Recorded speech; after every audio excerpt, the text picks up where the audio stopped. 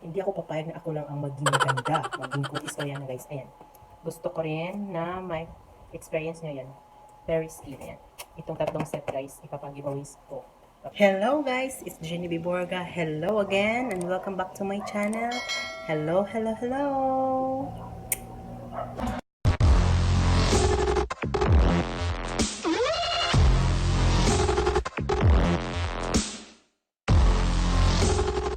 Guys, today final thoughts ng Fairy Skin Derma Facial Set, yung ginamit ko good for 1 month, yung 30 days. Ilalagay ko sa I button, dito banda or dito, yung first week na ginamit ko siya, at saka yung isasama ko na din yung second and third na update ko, ilagay ko dito sa I button. So guys, ang gagawin natin ngayon guys, is ang final thoughts ko about sa Fairy Skin. Ito siya guys, ayan. See? Um, Nagamit ko na siya guys, good for 30 days. Yung sabon na ubos ko na as usual. Ito, wala na siyang laman. Ayan guys. Wala na siyang laman kasi naubos ko na. Ayan. Ubos ko na siya. Pero babasahin natin yung anong mga ito na nandito guys. Yan. Hindi siya mag-focus. Ayan. Sabon. Tsaka itong sunblock. Ayan guys. May laman pa to. Actually, marami pa siyang laman. Ayan. Ginagamit ko pa din siya. Ayan. Pag nabilad ako sa araw. Ayan. Marami siya guys sa 30 days. Mapuno kasi siya nung ayan. Ayan. Meron pa din itong brightening cream nila. Ayan. Hindi siya maubos ng 30 days. Tsaka ito ding toner, meron pa rin siya. Ayan o. Naririnig niyo ba yan? Yan. Yan, madami pa siyang laman. Mga dito. Ang ingredient ng sabon nila guys ay sunflower oil plus coconut oil, tsaka plus vitamin E, plus kojic.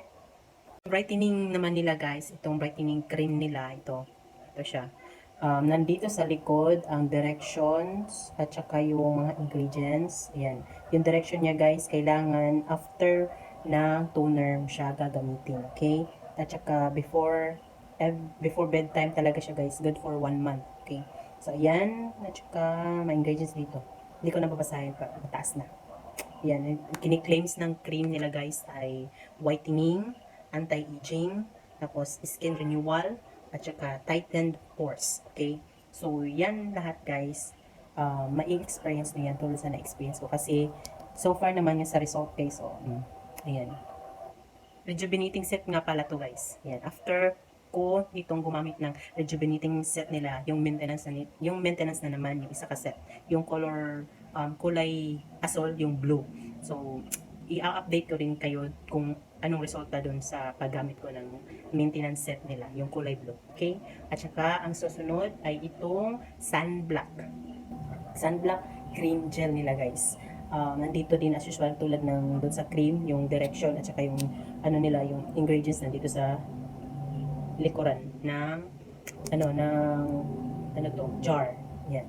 Tapos ang claims nito guys ay may UV protection, SPF 45. So, kailangan mo siya, enough lang yung SPF 45 sa face mo kahit sunblock. So, bawal ka talaga guys na magbabad sa araw, ma-expose ka sa sun kasi 45 lang siya. Okay. So far, okay naman siya gamitin. May greasy na parang hindi siya uncomfortable siya gamitin. Pero, kailangan mo talagang maglagay guys. Kasi nga, ka ng toner. Maganda din to pag after din to ilalagay pagkatapos ng toner. Kailangan mo talaga guys maggamit ng sunblock para hindi maano yung face mo. Okay? So, ayan. At least ganda lang talaga dito guys sa fair skin. As yan. Usual, yan yung result ko. Tingnan nyo naman. Okay siya. Hindi na ako naglagay ng fonda or yung foundation or ano nilalagay ko. Only lang itong sunscreen, yung sunblock nila. At saka nag-lip tint lang ako. Yun lang. Ayan o. Tingnan nyo yung result. Pero at least ganda ka nga lang. Yan. See? And last guys, itong toner nila. Hindi ko na siya inano yung steps guys kasi nandoon naman yun sa second and first week na nireview ko, which is ilagay ko sa I button at saka yung second and third. So, pinapakita ko na lang sa inyo kung anong mga claims nila, kung ano yung naging experience ko, resulta sa akin. Okay? Itong claims ng Fair Skin Derma Facial Toner, whitening, of course, for minimizer, detoxifies, anti-aging. Ito din guys, isi-share ko yung pwede at saka hindi pwede nating gawin. Okay? So, babasahin ko nung naka-post nila na sa Facebook nila yung mga yung mga pros and saka yung cons. Okay? Pwede at hindi pwede. Sige, babasahin natin guys. So, samahan nyo ako. Yan guys. So, pag-usapan natin ngayon ang hindi pwede at ang pwede. Okay? So, you have to listen. Makinig na maputi. So, dito tayo sa hindi pwede at saka pwede. Okay?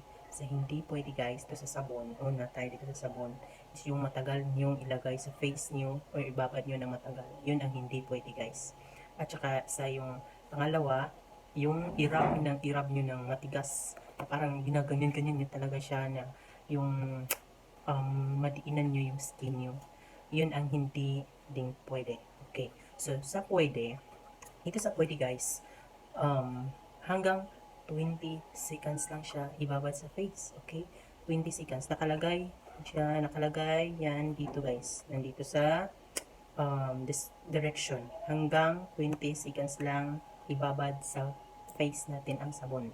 Tsaka, kung maari, yung pangalawang pwede is, maari lang i-bubble nyo siya na parang foam. Tapos, ganyan nyo muna sa hands nyo. Basa ang kamay. Tapos, lagay nyo ng sabon. Tsaka ganyan.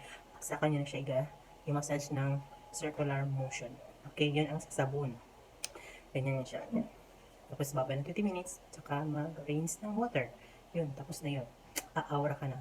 Pero, yung sa towel naman, yung sa face towel guys, huwag nyo naman ganyan.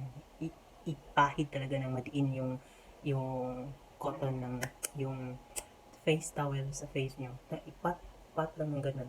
Kung pwede lang, i-air dry nyo lang para mas maganda yung result. So, yun yung sa sabon at saka sa towel. Okay? Next guys, ang hindi pwede at pwede sa toner. Okay?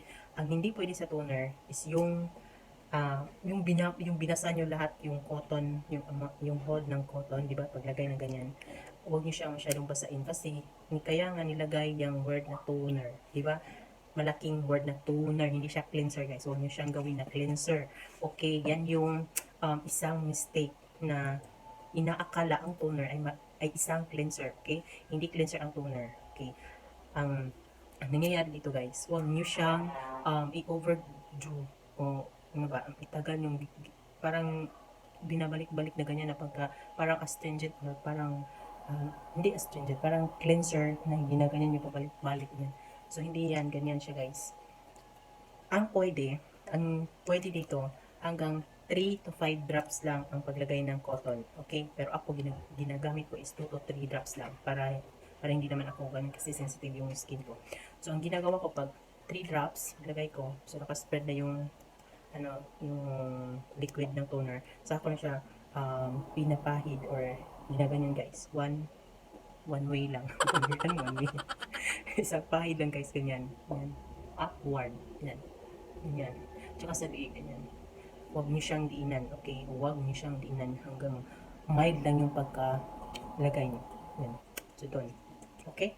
Gets niyo? Yung hindi pwede at hindi pwede? Okay. Yan. Okay guys, dito sa cream, brightening cream ng Fairy Skin, ang hindi pwede dito guys is yung madami yung pagkalagay mo sa mukha mo. Kasi ang napapansin ko sa cream, ito yung isang dahilan kung bakit tayo nag-micropeeling, ay yung namamalat yung skin natin, at saka ayan, nag-red na siya pag nasobrahan yung pagkalagay, ayan, at saka naging makati yung itchiness, ayan. Okay, so wag siyang masyadong maraming pagkalagay. Then, kailangan light lang siya talaga guys.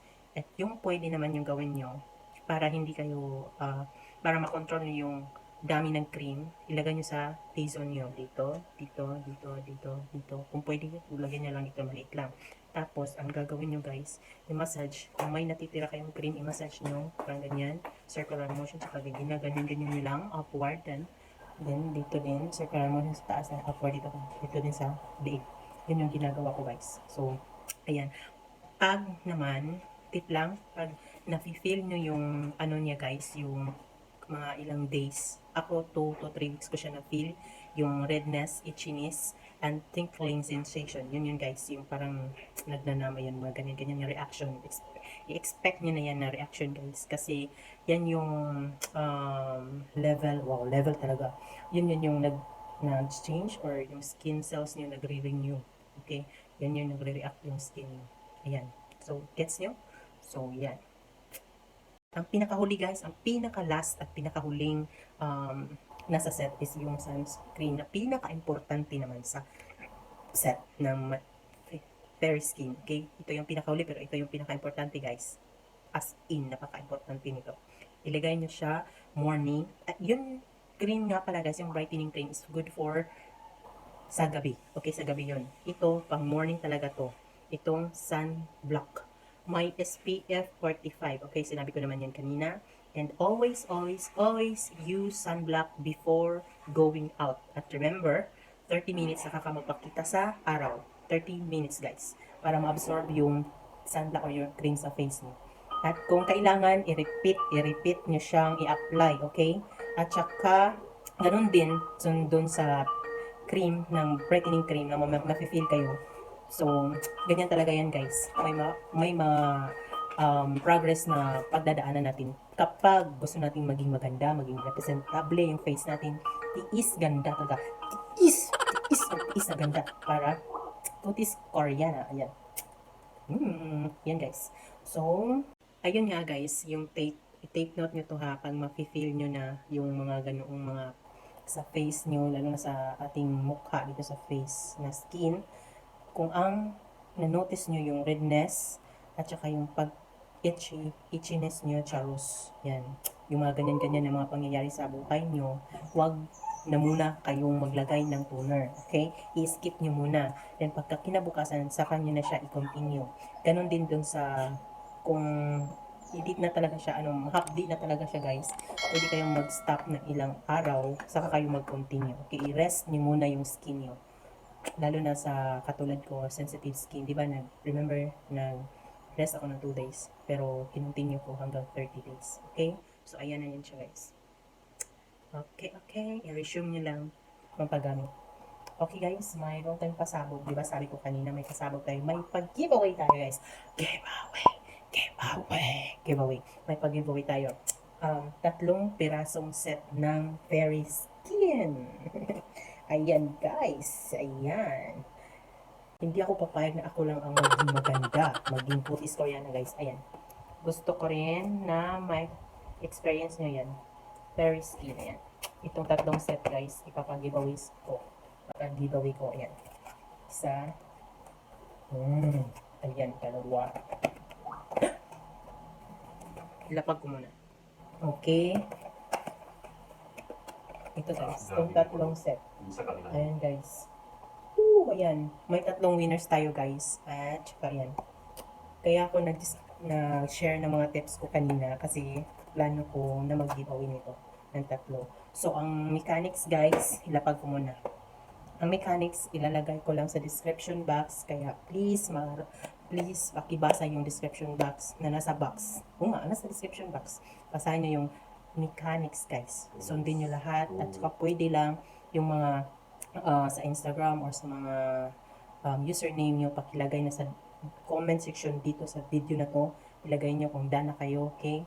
And i-visit ko kayo lahat guys para ma-confirm kung ano ba, yung steps ba na follow ba talaga yung mga rules, okay? So, 3 winner ng 3 set ng Fairy Skin. Bago to siya guys, hindi ko pa to na-open, okay? At saka, ang price talaga ng Fairy Skin guys is 300 per set, okay? Mali ako dun sa isang video ko na 350. Ang pinaka-price talaga guys is 300 pesos per set. Pag 6 yung binili nyo, 250 each. Okay? So, ilalagay ko na rin sa description box ko saan kayo makabili ng Fairy Skin. Okay? Para maging kutis, Koreana. Ayan. Hanggang big. Ito ang big kutis. Ayan. Okay? God bless everyone. Happy day. And God bless. Bye-bye. Please subscribe. By the way guys, please subscribe to my channel. Pakiclick yung bell button sa baba. nakatabi ng subscribe para ma-notify kayo every time mag-upload ako ng new video tulad nito. Bye-bye! Like this video, please like this video. Thank you!